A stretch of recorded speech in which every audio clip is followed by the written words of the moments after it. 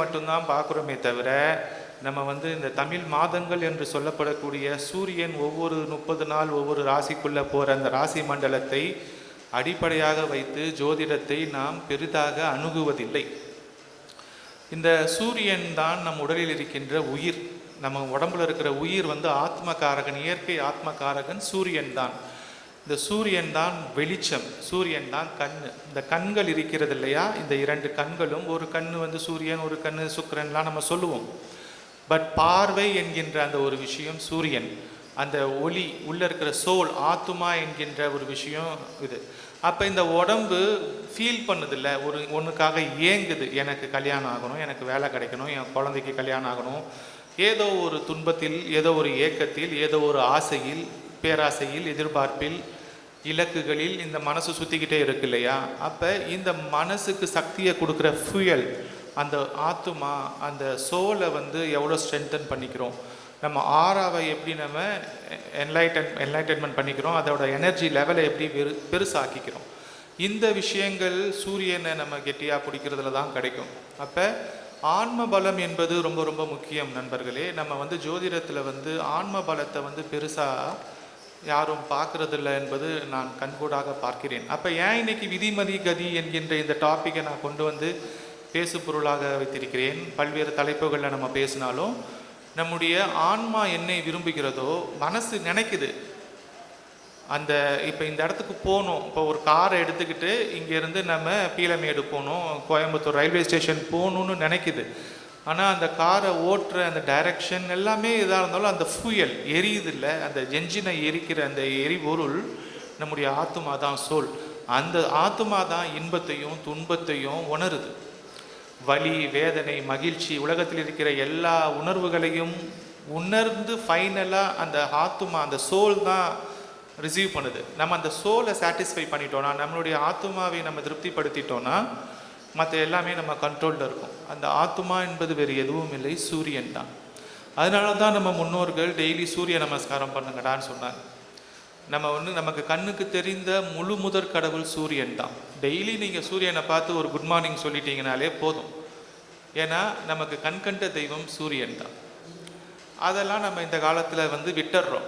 சூரியன் மேலே நம்ம ஒரு மிகப்பெரிய மரியாதையை வச்சாலே, சூரியன்னா அடுத்து தந்தை, அடுத்து குரு, இந்த ஆர்டரில் தான் வரும். அப்போ சூரியன், தந்தை, குரு, இந்த ஆர்டரில் வைக்கும் பொழுது சக மனிதனுக்குள்ளே இருக்கிற ஆத்மாவும் ஒரு உயிர் தான், அதுவும் கடவுள் தான்.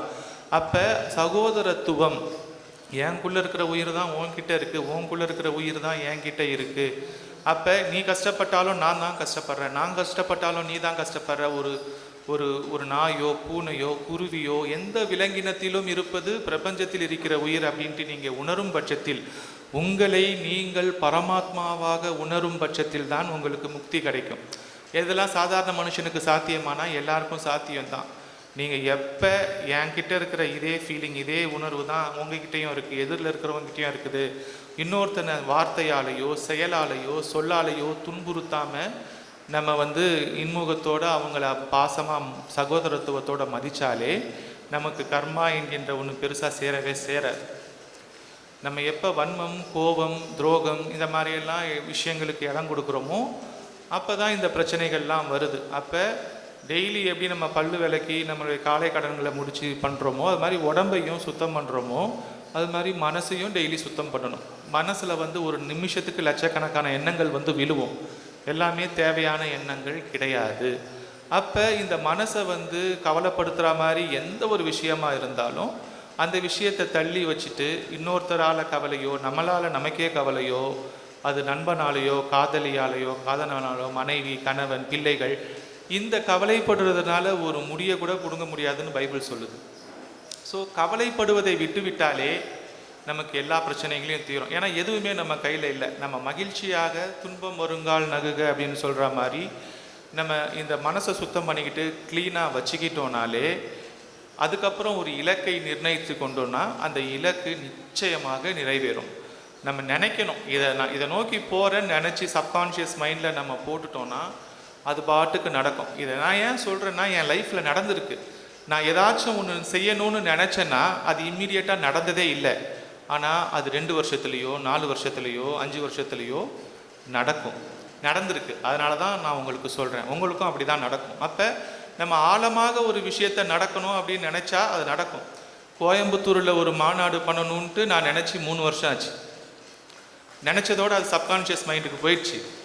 ஆனால் இன்றைக்கி குருமகா சன்னிதானம் வந்து நம்ம இவ்வளோ பேர் குழுமி ஒரு சிறப்பாக நடத்துகிறோம் இல்லையா, அந்த விதையை வளர இடம் கொடுத்து விட்டுட்டோன்னா மூங்கில் வளர்கிறதுக்கு 5 வருஷம் ஆகும். அது வளரன்ட்டு நம்ம பார்த்து வெயிட் பண்ணிகிட்டே இருந்தோம். 5 வருஷம் கழித்து வளர ஆரம்பிச்சதுன்னா 1 வருஷத்தில் பல அடி வளர்ந்துடும். சில விதைகள் லேட்டாக வளரும், சில விதைகள் ஸ்லோவாக வளரும். சரியா? அப்போ எண்ணங்களை மனசில் போட்டுறணும், அது கண்டிப்பாக வளரும். வளரும் பொழுது நியூட்ரலைஸ் பண்ணணும், நிறைய தண்ணி ஊற்றி அதுக்கு உரங்கள் போடணும். அப்போ இந்த வகையில் வந்து நம்ம இந்த எக்ஸாக்ட் ப்ரெடிக்ஷன்ஸ் ஆரம்பித்து 12 வருஷம் ஆச்சு இல்லையா. இந்த 12 வருஷத்துக்கு முன்னாடி நான் ஒரு 12 வருஷம் ஜோதிடத்தில் இருந்தேன். சாஃப்ட்வேர் எழுதுறதுக்கு முன்னாடி, அதாவது என்னுடைய திருமணத்துக்கு முன்னாடி நான் பல ஜோதிடர்கள்கிட்ட போயிட்டு எனக்கு கல்யாணம் ஆகுமா, நான் லவ் பண்ண பொண்ணை கல்யாணம் பண்ணுவேனா, எனக்கு வேலை கிடைக்குமா, எனக்கு நிறைய சாஃப்ட்வேர் தெரியும். அப்போ அந்த சாஃப்ட்வேரை வச்சுக்கிட்டு நான் போய் பெரிய கம்பெனியில் வேலை சேர முடியல. பெரிய வேலை இல்லாததுனால திருமணம் தள்ளி போகுது, நினச்சது நடக்கலை. எல்லாருக்கும் வாழ்க்கையில் வாலிபத்தில் இருக்கிற இயக்கங்கள் எனக்கும் இருந்துச்சு.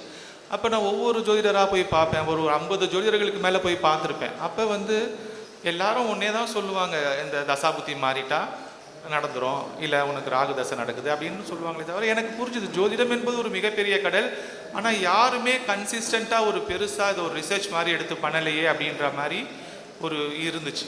அப்போ அந்த 12 வருடம் நான் படித்தேன். 12 வருடம் படித்தேன். இப்பயும் படிச்சுட்டு தான் இருக்கிறேன். நான் 3 ஃபேஸாக பிரிக்கிறேன். குரு 12 வருஷத்துக்கு ஒரு தடவை சுற்றுறாரு இல்லையா, அந்த சைக்கிளுக்கு சொல்கிறேன். இப்போ குரு வந்து ரிஷபத்தில் இருக்கிறாரு, கரெக்டாக? இப்போ குரு வந்து அடுத்து மிதுனத்துக்கு போவார். எனக்கு வந்து மிதுன லக்கணம், என்னோட லக்ன புள்ளியில் குரு நிற்கிறார் வக்ரமாய் திருவாதிரையில்.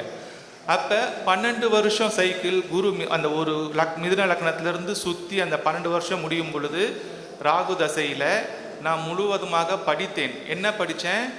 உலகத்தில் இருக்கிற எல்லா மென்பொருள்களையும் படித்தேன், அஸ்ட்ராலஜியும் படித்தேன். பேரலாக 2 டொமைனை நான் படித்தேன் ராகு தசையில். அடுத்து குரு தசை வந்துச்சு. குரு தசை வந்து இப்போ குரு தசையோட கடைசி பீரியடில் இருக்கிறேன் நான். குரு தசையோட செவ்வாய் புத்தி முடிய போகுது. செவ்வாய் புத்தி, செவ்வாய் என்றால் முருகன். செவ்வாய் புத்தி என்ன செய்யுது? முருகனின் பேராலயத்தில் இந்த விழாவை நடத்த வைக்கிறது, கரெக்டா?